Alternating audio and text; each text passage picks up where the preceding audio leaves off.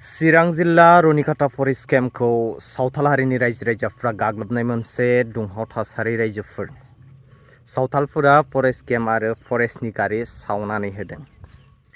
दा मेन खोथाया जादों मैयामोन खोमा मैयानो जानांगौ रुनिकाटा फरेस्ट लेन्ड एरियानि सिङाव दाउखा बाहा देवस्रि ओजा रायपुर ओनसोलाव माने सावथालफोरा हाग्रा दानस्रां दखल खालामनानै थाहैनाय न' खानानै थाहैनायफोरखौ फरेस्टफोरा हमदोंमोन।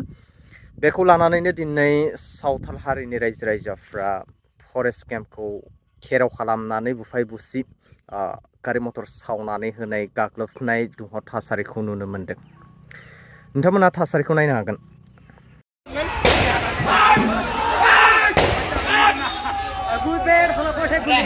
आले प्लास्टिक रे मजा के ना को कठे बंद के बड़का हमर की पैसे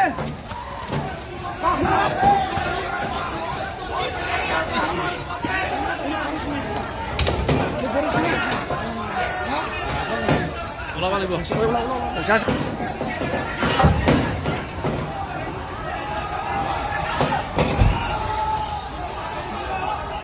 पीछे और पीछे आरक्षण लाठी बोलना कोई दिसे योने ना फसे आरक्षण की बड़ी हिल बोलना है से हमें निर्दिष्ट